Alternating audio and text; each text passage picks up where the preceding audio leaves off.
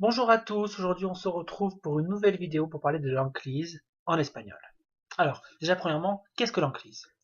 L'enclise, c'est bien comme c'est écrit, c'est le fait de placer des pronoms, donc un ou même deux, derrière un verbe. On va voir les emplois après. Donc un pronom du coup direct, indirect ou réfléchi. Donc on va voir tout ça avec ce tableau qui va un peu nous rappeler quels sont les différents pronoms en espagnol. Alors, nous avons donc me, te, les, nos, os, los. Alors, me, te, se, plutôt, vous savez, vous connaissez, me llamo, te llamas, se llama. Ce sont les pronoms COD.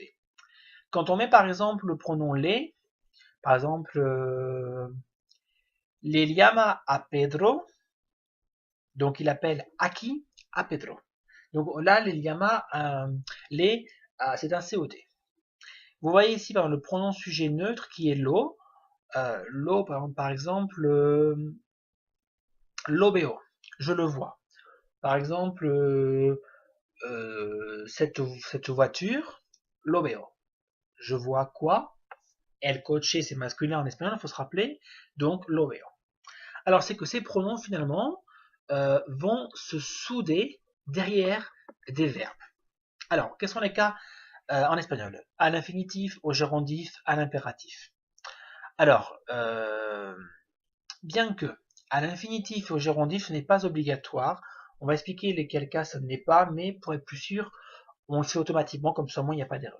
Bah, l'impératif, comme en français, c'est obligatoire. Par exemple, on va voir ça. Donc, à l'infinitif, je vais le voir. Voy a verlo. Je vais le voir. Je vais voir qui?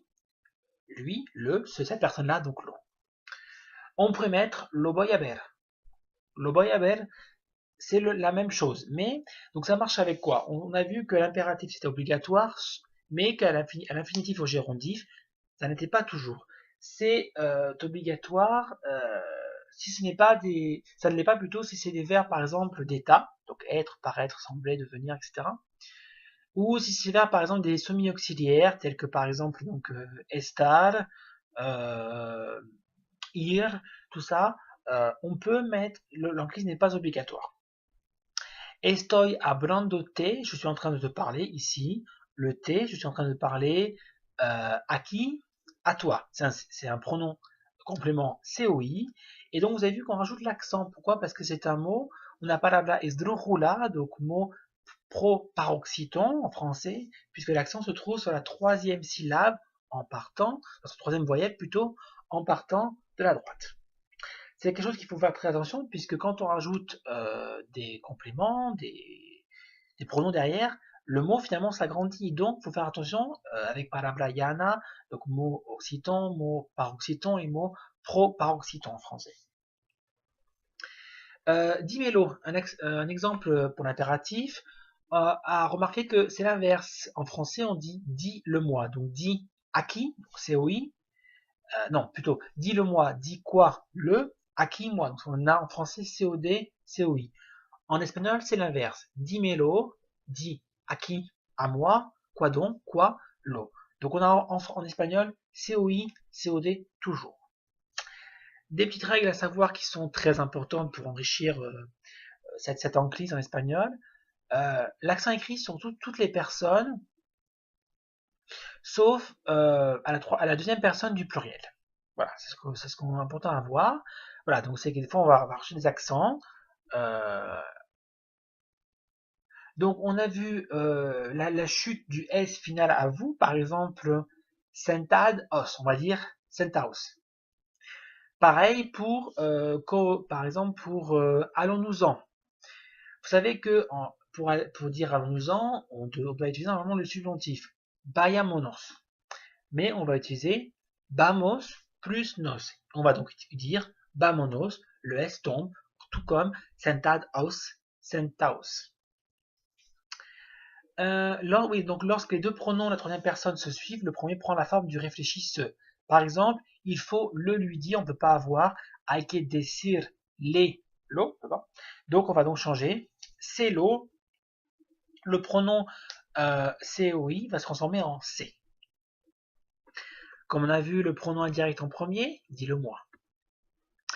Un rappel maintenant pour les terminaisons en espagnol, comment ça marche. On se rappelle qu'il y a trois groupes de verbes en espagnol comme en français. En français, on a les ER, IR, et puis les autres par exemple, paraître. Les seconds du verbe IR en français sont au troisième groupe. En espagnol, pareil, mais c'est vraiment très régulier. AR, ER, IR. Le gérondif ando pour les verbes en AR, yendo pour les verbes en R et IR.